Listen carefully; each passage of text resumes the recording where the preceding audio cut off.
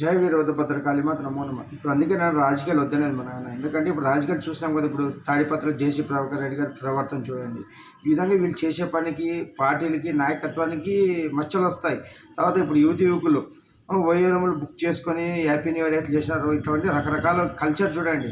అర్ధరాత్రి లేసి కేకులు కోసుకొని రాక్షసులకు చేసుకోవడము, ఇది కాదు హ్యాపీ న్యూ ఇయర్. మనకి ఉగాది తెలుగువారి పద్ధతితో క్రమశిక్షణతో ఉగాది పచ్చడి అంటే మన జీవితము తీపి చేదు అది గుర్తు చూపించినాడు. ఆ రోజు కొత్త దుస్తులు ధరిస్తాము, ప్రతి ఒక్క పిండి వస్తువులు ప్రతి ఒక్క ఇంట్లో పండుగ చేసుకొని దేవాలయాలను దర్శిస్తుంది. అదే ఉత్సవం. అందుకే మా నాయన ఇట్లా మీరు ఇట్లా తయారవుతారనే, మనుషులు ఇట్లా దయ తప్పుతారనే ఆ స్క్రిప్ట్ మా నాయన వీరభద్రుడు ఎప్పుడో ఆ పరమశివుడు ఇవన్నీ మొదలు పెట్టించినాడు. మనం మంది తెలుసుకోవాలి. కానీ ఇప్పుడు మనం ఉగాదిని కొత్త సంవత్సరంగా చేసుకోవాలి. రాబోయే సనాతన ధర్మం ఇదే నేర్పించేది. ఈరోజు 5వ తారీఖు ఆదివారం 5వ సభ కూడా విజయవాడలో జరుగుతుంది. దాన్ని కూడా జయప్రదం చేసి ఒకటి తెలుసుకున్నా, ఇవన్నీ నడిపించాలంటే మన ఆయనే రావాలా. ఈరోజు ఎండోమెంట్ ద్వారా దేవాలయాన్ని నడిపించాలన్నా, ఈరోజు దుష్ట శిక్షణ శిక్షరక్షణ జరగాలన్నా ఈ రాజకీయ నాయకులు బాగా బలిపెక్కిపోయింది. అందరికీ గెలిచేది లేకున్నప్పుడు ఒక మాట, గెలిచిన తర్వాత ఒక మాట, పార్టీలు వచ్చిన తర్వాత ఒక మాట, పార్టీలు రాకున్నప్పుడు ఒక మాట. తర్వాత ఈ ప్రజలు కూడా సంక్షేమం అంటే ఏం తెలుసా? ఉచిత విద్య అడగండి, ఉచిత వైద్యం అడగండి, మౌలిక వసతులు అడగండి, డెవలప్మెంట్ అడగండి, పరిశ్రమలు అడగండి, పిల్లలకు ఉద్యోగాలు అవకాశాలు కల్పించేకి మీరు స్కిల్స్ ద్వారా ఏమన్నా ఉంటే అవకాశాలు అడగండి. అంతేగాని మనం ఈ విధంగా తినుకుంటూ కూర్చొని మన డబ్బులు మనమే పంచుకుంటూ కూర్చుంటే రాష్ట్రాలు ఎంత అప్పుల్లో ఉన్నాయి, దేశం ఎంత అప్పుల్లో ఉండదో తెలుసుకుంటారా? మనమే అప్పులు చేసి పోతే ఆర్థిక పరిస్థితి ఏ విధంగా ముందుకు పోతుంది? ఈరోజు ప్రపంచ దేశాలకు పోటీ పడాలంటే మనతో ఆర్థిక సమృద్ధిగా ఉండాలి. ఆర్థిక పరిస్థితి ఇవన్నీ మనలో తప్పులు నాన్న. మనకి ఇట్లా పప్పుల బెల్లాలో పంచడానికి నాయకులు అట్లే పార్టీలు అట్లా తయారైనాయి. కంట్రోల్ చేయాల్సిన కేంద్రం నరేంద్ర మోడీ గారు ఉత్సవ విగ్రహంలో చూస్తున్నారు. ఫస్ట్ ఆయన మొదలు పెట్టాల్సింది దేశంలోన ఫస్ట్ ఈ సంక్షేమం ఎట్లా ఇవ్వాలా, వైద్యం ఇవ్వండి. మొత్తము మనకి తలకాయ నొప్పి జ్వరంతో స్టార్ట్ అయితే పెద్ద పెద్ద సర్జరీలు, అత్యధికమైన సర్జరీలు కూడా ఇక్కడే జరగాల. గవర్నమెంట్ హాస్పిటల్ అట్లా చేయండి. ఒక ముఖ్యమంత్రి కూడా జరగాల, ప్రధానమంత్రి కూడా జరగాల. అట్లా హాస్పిటల్ ఏర్పాటు చేయండి ఉచితంగా. తర్వాత వైద్యాలయాలు, తర్వాత విద్య ఎట్లున్నా తెలుసా? ఈరోజు కార్పొరేట్ విద్యాలయాలు ఎన్ని తయారై ఈరోజు ఫీజుల రూపంలో లక్షలు 10వ తరగతి చదివే తరగతి లక్షలు ఖర్చు పెడుతున్నాం. అదే లక్షలతోనే ఒక వ్యక్తి స్థిరపడిపోవచ్చు ఏదైనా వ్యాపారం చేసుకొని. ఈ విధంగా మనం ఖర్చు పెడుతున్నాం విద్యకి. ఇవి మనము గవర్నమెంట్ స్కూల్ని డెవలప్ చేస్తూ ప్రైవేట్ స్కూల్కి ధీటుగా అన్ని రకాలుగా డిసిప్లిన్తోన, ఉన్నత విద్యతోన, మంచి నాణ్యమైన విద్యతోన, టీచర్లతోన, మంచి పరిణతి చెందిన టీచర్తో చేస్తే అన్ని డెవలప్ అవుతాయి. ఇట్లాంటివి అడగండి రా. రోడ్లు అడగండి, డెవలప్మెంట్ అడగండి, మౌలిక వసతులు అడగండి, రైతు గిట్టుబాటు ధర అడగండి.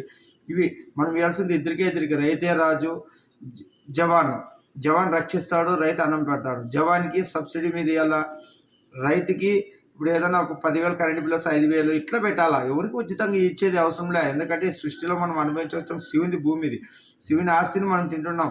ఈరోజు 4 యుగాల నుంచి శివుడు ఇస్తున్నాడు కాబట్టి మనం తీసుకుంటున్నాం. ఈ ప్రకృతిని నడిపే శివుడే, ఈ మొత్తం పంచభూతాలకి ఆ శివుడే, ఆ లోకమాత పార్వతి పరమేశ్వరుడు. వీళ్ళు ఆధీనంలో ఉన్నాం. మనం విర్రబీగుతున్నాం. మేము గెలిపించాం, మీరు గెలిపించాం. వీళ్ళ కార్యకర్తలు మాట్లాడుకోవద్దండి. ఇప్పుడు కూటమిని గెలిపించిన కార్యకర్తలు అప్పుడు తెలుగుదేశాన్ని ఎందుకు గెలిపలేదు, బీజేపీని ఎందుకు గెలిపలేదు, జనసేన ఎందుకు గెలిపలేదు? శివుడు అనుకుంటే గెలుస్తున్నారు మీరు. శివుడు ఆజ్ఞలు ఎందుకు చీమని కూడా తెలుసుకోండి. నడిపించేదాయనే, ఓడించేదాయనే, గెలిపించేదాయనే, ముందుకు తీసుకుపోయేదాయనే. ఏ టైంలో స్క్రిప్ట్ చేసి ఎప్పుడు చెడు ఉండదంటే ఆడు మంచికి కాపాడక ఒక నాయకుని తయారు చేస్తాడు, వాళ్ళని ఎదుర్కొనే శక్తిని తయారు చేస్తాడు. ఇవన్నీ నడుస్తుంటారు. ఇదొక జగన్నాటకం. ఇవన్నీ తెలుసుకుంటే గందరగోళంలో ఉంటారు. ఇంకా సనాతన ధర్మము, హిందూ ధర్మాన్ని కాపాడుతున్నది మన ఆయన పరమశివుడు. త్రిశూల ద్వారా కాపాడుతున్నారు. అప్పుడు వీరభద్రుడు వచ్చినాడు. మనలో వచ్చే టైం కూడా ఆసన్నమైంది. ఆల్రెడీ ఆయన భూమి మీద అడిగి పెట్టినాడు, కరోనాతో మొదలు పెట్టినాడు.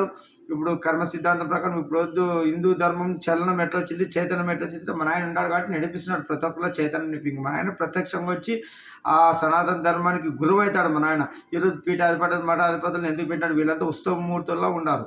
వీళ్ళందరూ చలనం ఉండి ఈరోజు హిందూ ధర్మం ఇంత చావలాగా సచిన చావ అయిపోతుంది లేదు, సచిన్ శవాలా తయారైపోయింది. ఈరోజు చైతన్యం ఉంటే ఈరోజు ప్రతి ఒక్కరు హిందువుల గురించి మాట్లాడతారు. ఏది వచ్చినా హిందువుల మీదే దాడులు అన్నీ. మన పక్క ఎవరు మాట్లాడేవాళ్ళు లేరు. ఈరోజు బంగ్లాదేశ్లో హిందువుల మీద అన్ని దాడులు జరిగితే ఎవరు మాట్లాడేవాళ్ళు లేడు. అదే ఎక్కడో ఇజ్రాయెల్ పాలస్తీనాలో జరిగితే ఈడొచ్చి పార్లమెంట్లో మాట్లాడతారు. మనకి మన నాయకులు, రాజకీయ నాయకులు భయపడాలంటే భయం, ఓటు కోసం ఈ విధంగా దిగజారిపోతున్నారు. అందుకే ఈ రాజకీయాన్ని పాతాళంలో దొక్కి మన ఆయన దిశానిర్దేశంతో మన ఋషికొండల ఆశ్రమం ఉండదు కదా, ఆ ఋషికొండల ఆశ్రమం ఏర్పాటు చేసుకొని మన ఆయన భారతదేశాన్ని పాలిస్తారు. ఇది దగ్గరలో ఉంది, మీకన్నీ అర్థమవుతుంది. విశ్వగురువురా మన ఆయన వీరభద్రుడు, పరమశివుని అవతారమే వీరభద్రుడు. ఉరుకుందినారాయణ స్వామి ఇప్పుడు వీరభగవ సంత్రాలయ వచ్చి దిశానిర్దేశంతో భారతదేశాన్ని పాలిస్తాడు. గతి తప్పని యువకులు, అక్రమ సంబంధాలు, లివింగ్ రిలేషన్లు, భార్యాభర్తల బంధాలు ఎట్లా కొనసాగుతున్నారో చూసినాం కదా. అది కంట్రోల్లో చేసి యువకులు ఎట్లా భ్రష్టపోతున్నారు చూస్తున్నాం కదా. ఈరోజు ఎంత తాగి తిరిగితే, ఈ చిన్న వయసులో నుంచి తాగితే శరీరాలు యాడ్ ఉంటారా? ఇదే భారతదేశం యువకులు ఇట్లా ఉంటారా? వెలిగే భారత్కి ఇట్లా వల్ల మనకు కావాల్సింది. అందుకే ఈ కలుపు మొక్కల్ని మార్పేసాలి. అంటే కలుపు మొక్కలు వేసి నవయుగ భారత్ని తయారు చేసి భారతదేశాన్ని సనాతన ధర్మం ఎట్లుంటుంది, శివుని భూమిరా ఇది. ప్రపంచానికి గురువు మనం రా. విశ్వగురువుకి శిష్యులు లాగా ఉండాలి, కానీ ఇట్లా తాకుండా తిరగకుండా పాశ్చాత్య దేశాలన్నీ అలవాటు చేస్తే కాలగర్భంలో కలిపేస్తాడు మన ఆయన.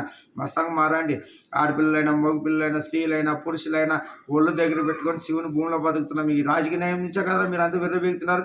ఈ రాజకీయమే లేకుండా చేస్తారు. ఈ రాజకీయ నాయకులు అందరూ ఇంకా ఎవరు పనులు వాళ్ళు చేసుకోవాలి. చేనులు చేసుకోవాలి, అంగడీలు పెట్టుకోవాలా, వ్యాపారం చేయాలా, రియల్ ఎస్టేట్ చేసేవాళ్ళు రియల్ ఎస్టేట్ చేయాలి. ఈ అధికారంతోన వ్యవస్థను చేతిలో తీసుకొని పోలీసు శాఖ, న్యాయశాఖ అన్నింటిలో భ్రష్టపడిస్తున్నారు కదా. అందుకే ఇవన్నీ తీసుకొని మన ఆయన పాలిస్తారా. ఎట్లా పాలిస్తాడు మీరే చూసారా. కరోనా హెచ్చరిక, కరోనా వచ్చినప్పుడు అన్ని దేశాలన్నీ మాస్క్ పెట్టుకునే లేదా, మొత్తము లాక్డౌన్లు వేసుకుంటారా లేదా, ఇవన్నీ మనము అర్థం చేసుకోవాలి. శివుడు వస్తే ఎంతసేపు రా, మీ అందరు నార తీసి పాడేస్తాడు. ఏం ఎర్రబీగుతున్నారు వీళ్ళు అనుకుంటే ఏం దేశాన్ని రాష్ట్రాన్ని ఏం చేయాలనుకుంటారు. జనాలు సోమర్పణలు చేస్తే ఎట్లా భారతదేశం ఎట్లా ముందుకు పోతుంది. మనం కష్టపడి ధర్మంగా మన సొమ్ము మనమే సంపాదించుకొని తల్లిదండ్రులు సాకోవాలా, భార్య పిల్లల్ని సాకోవాలా అని చేస్తే కర్మ దిగుతుంది. ఈ శరీరం వచ్చింది కర్మ తెంచుకునేకి, అంతేగాని ఒళ్ళు దగ్గర పెట్టుకుంటారా. తస్మాత్ జాగ్రత్త. వీరభద్ర నారా తీస్తారా. మంచి వాళ్ళకి మంచి దినాలు, దుష్టులకు దుర్దినాలు. జై భద్ర.